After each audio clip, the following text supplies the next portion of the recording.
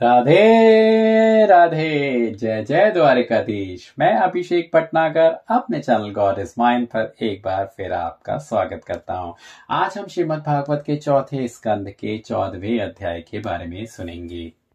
तो ये 14वां अध्याय आपको क्या सिखाएगा या आपको क्या सिखाएगा? वो आपको ये सिखाएगा कि जिस तरीके से जो राजा बीन की जो माता थी, उन्होंने, क्योंकि उनके विचार अच्छे नहीं थे, उनके विचार सुविचार नहीं थे, तो जिस तरीके से उन्होंने अपने बच्चे को पूरी तरह से उसको सपोर्ट किया था कि गलत काम कर रहा है, करता रहे, कुछ नहीं होता, तेरा बाप तो पागल है, उस पागल की क्या सुनेगा, तू अपना काम करता चल और आगे बढ़ता चल। तो आखिर में होता क्या है वो आपको हम आज बताएंगे, जिसका निष्कर्ष ये निकलता है कि राजा बेन जो होता है वो बहुत ही अधर्मी निकलता है, अधर्म करता है, गलत कार्य करता है।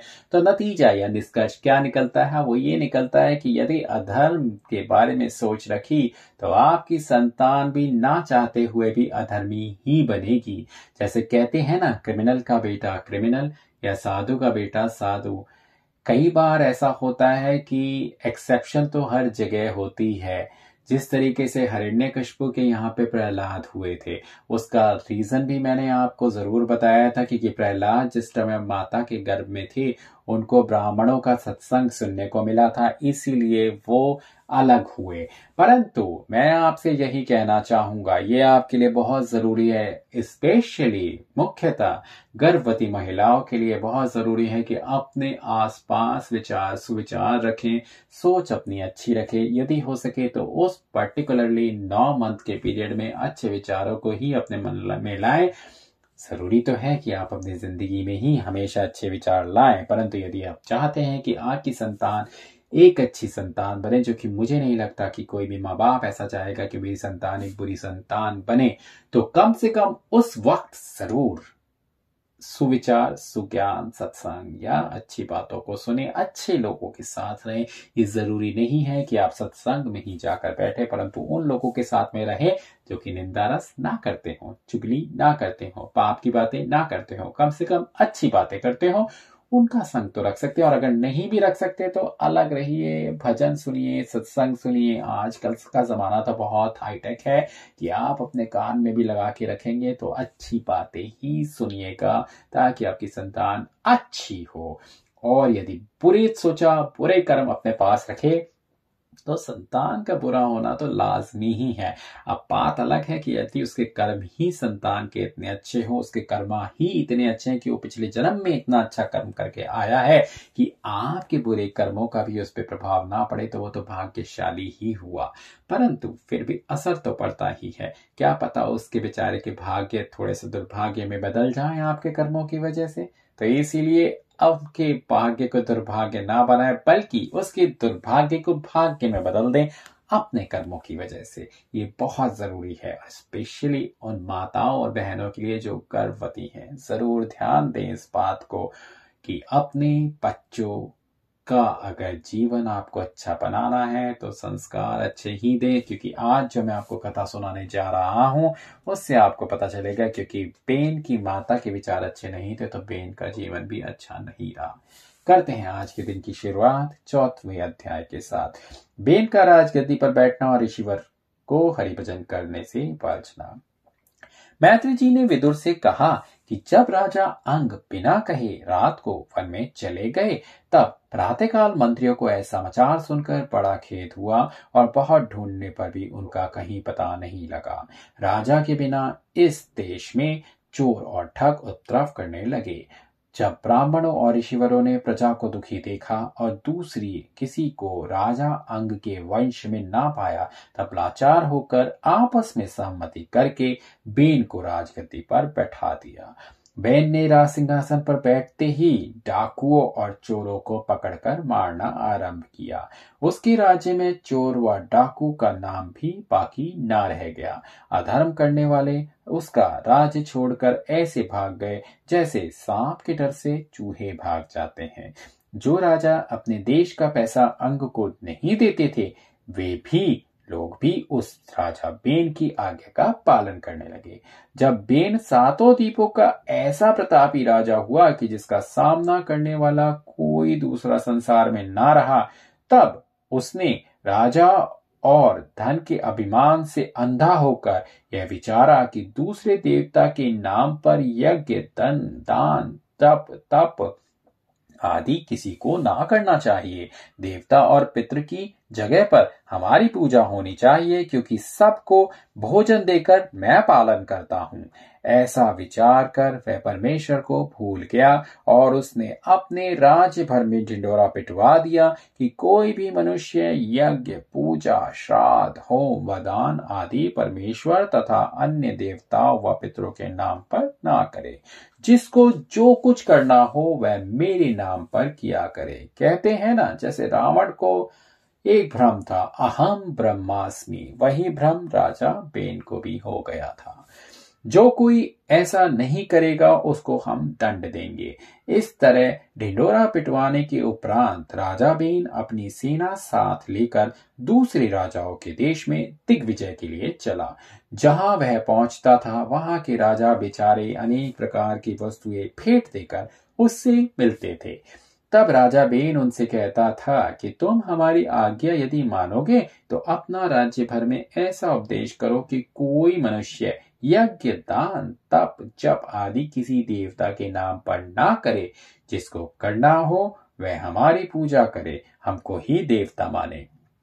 वे सब राजा अपने प्राण व धन के भय से उसकी आज्ञा मान लेते थे। जब राजा बेन के डर से सातों द्वीपों में यज्ञ और दान आदि शुभ कर्म करना लोगों ने छोड़ दिया, तब अधर्म और पाप का अधिकार होने से ब्राह्मणों और ऋषिवरों का कर्म व धर्म छूटने लगा। जब भृगु और वशिष्ठ आदि ऋषिवरों ने इस तरह राजा बेन का धर्म देखा और अपने जप व पूजा में विघ्न समझा, तब सरस्वती नदी के किनारे बैठकर आपस में विचार किया कि जिस देश में राजा नहीं रहता वहां की प्रजा मनमाना पाप करती है। चोर आदि अधर्मी लोग सबको दुख देते हैं, इस कारण धन की हानि और पाप की वृद्धि होती है।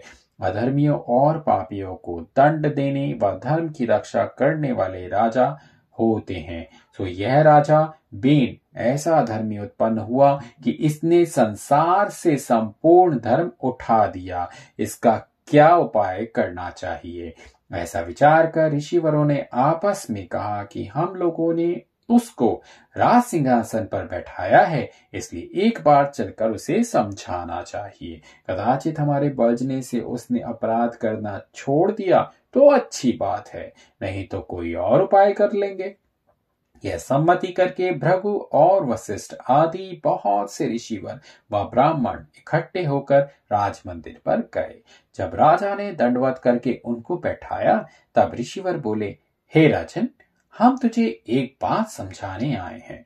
उसको अंगीकार करने में तो तेरा कल्याण है, नहीं तो तू नष्ट हो जाएगा। राजा ने पूछा कि वह कौन सी बात है, जरा कहिए तो सही महाराज।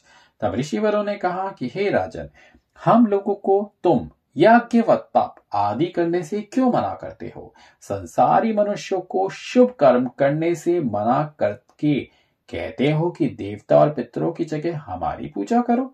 यह बात किसी को अच्छी नहीं लगती। हम लोगों का यही धर्म है कि यज्ञ, होम और नारायण जी का ध्यान किया करें। यह वचन सुनकर राजा बोला, तुम्हारे वेद व पुराण में तो ऐसा लिखा है कि राजा नारायण जी का स्वरूप है, इसलिए तुम्हें हमारी आज्ञा मानना चाहिए, क्योंकि हम ही नारायण हैं। यदि मेरा कहना न मानोगे तो तुम लोगों को दंड दूंगा। ऋषिवरों ने जब यह बात सुनी तब आपस में सम्मति किया कि ऐसे अधर्मी राजा को मार डालना ही उचित है। ऐसा विचार कर किसी ऋषिवर ने कुश और किसी ने जल हाथ में लेकर कुछ मंत्र पढ़कर ऐसा शाप दिया कि राजा बेन उसी समय मर गया और ऋषिवर लोग अपने अपने स्थान पर चले गए। बेन की माता सुनीता ने यह हाल देखकर या सुनकर बहुत विलाप किया और अति रुदन किया और रोने लग गई। इस विचार से उसकी लोथ नहीं जलाई कि ऋषिवरों और ब्राह्मणों को सब समर्थ है, कदाचित पीछे से प्रसन्न होकर शायद फिर से जला दे। इसी आशा से उसकी आते निकलवाकर उसका पेट धुलवा डाला और मसाला भरवाकर उसकी लोथ तेल में रख छोड़ी, जिसमें गले सड़े नहीं।